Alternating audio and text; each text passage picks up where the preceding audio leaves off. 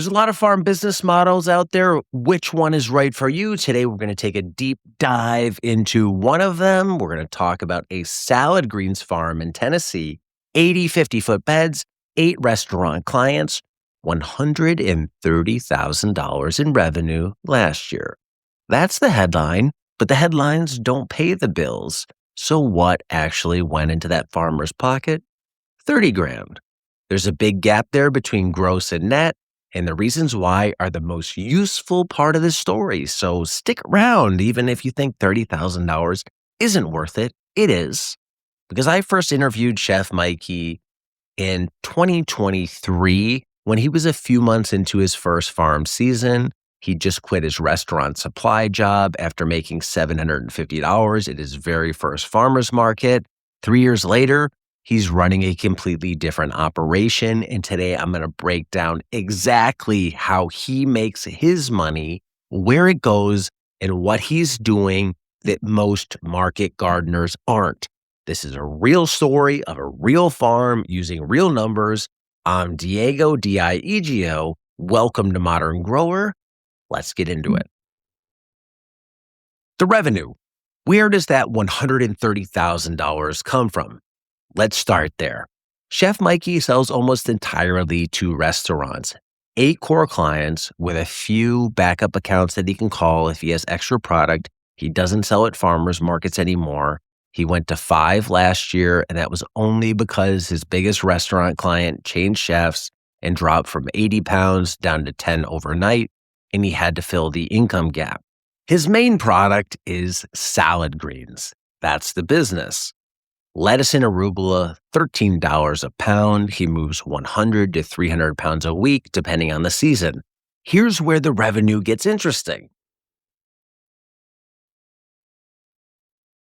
Keep in mind, there's no farmer's market income in that number. Almost every dollar comes from restaurant accounts that he's built through social media and word of mouth. His single biggest client is 1 hour away, but that client is a whale, buying up to $2,500 of produce some weeks. He doesn't just go where the closest restaurants are. He goes where the money is. Here's the thing. Most growers will look at a map and pick the markets closest to home. They'll pick the restaurants closest to home. Chef Mikey, he don't do that. He drives an hour to his best clients because they spend more in a week than some farmers make in a month. Geography matters less than the quality of the customer. Farmer Darby Simpson, who I did a whole podcast with on Grass-Fed Life, used to preach this all the time. If you have to drive an hour, 2 hours to an amazing farmer's market, and you can do a lot of sales there, that drive is worth it. It's going to pay compared to doing some small little local market where you can't make much money. So closest isn't always bestest. $130K in revenue. Where's it all go? Revenue is vanity. Profit is sanity. Let's look at where that money goes. His biggest expense is labor. $40,000 in labor. He has 4 employees. They do most of the growing, harvesting, washing, packing, and delivery. That's the single biggest line item, and it's deliberate. He chose to hire people to do the work so he could work on other parts of his business. And here's the math that matters.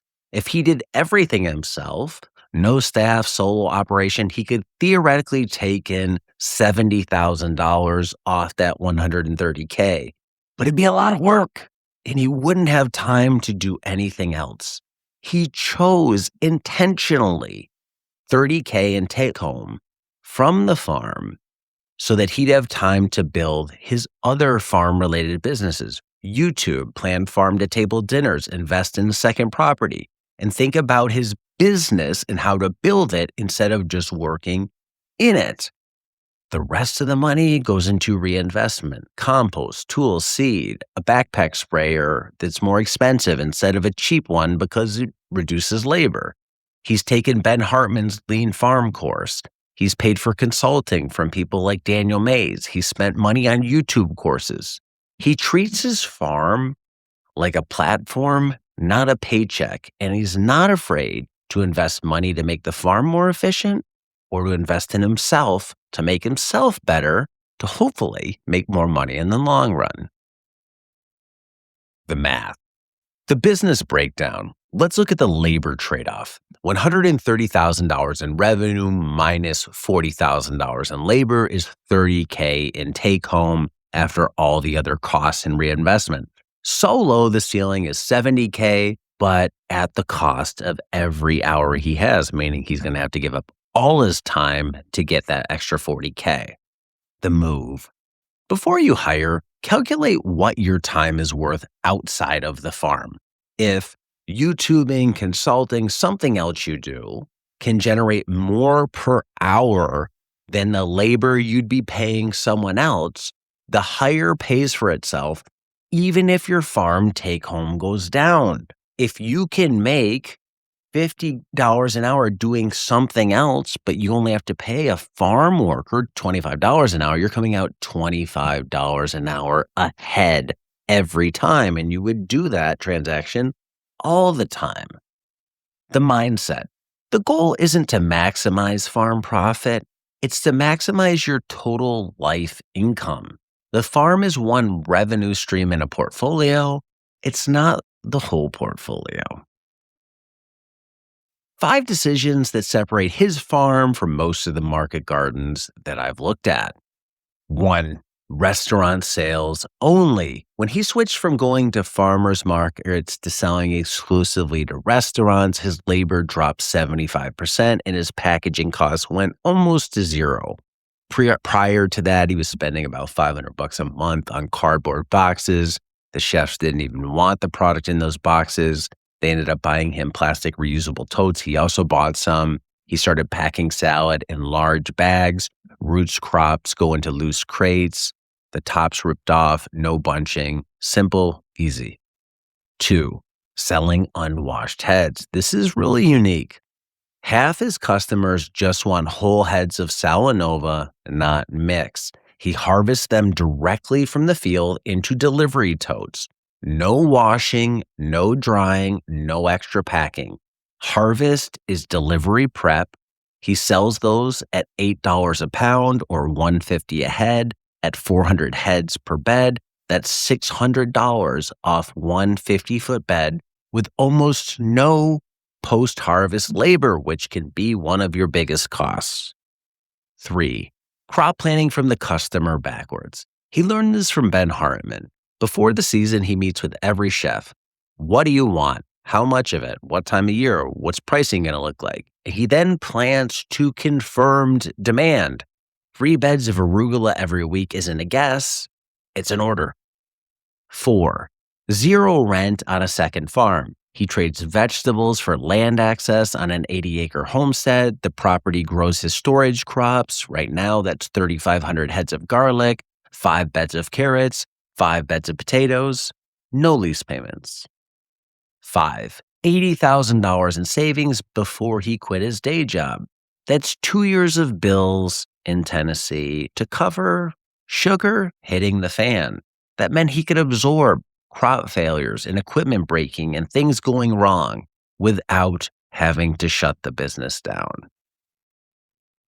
We've learned a little bit about what he does, but what about what he doesn't do? In many operations, what people don't do is just as valuable as what they do. He doesn't go to farmers markets.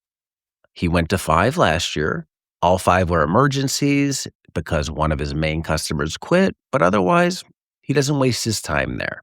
He doesn't grow any tomatoes for sale. His chefs buy them cheaper from other farmers. He's tried to grow them. They said no. He moved on.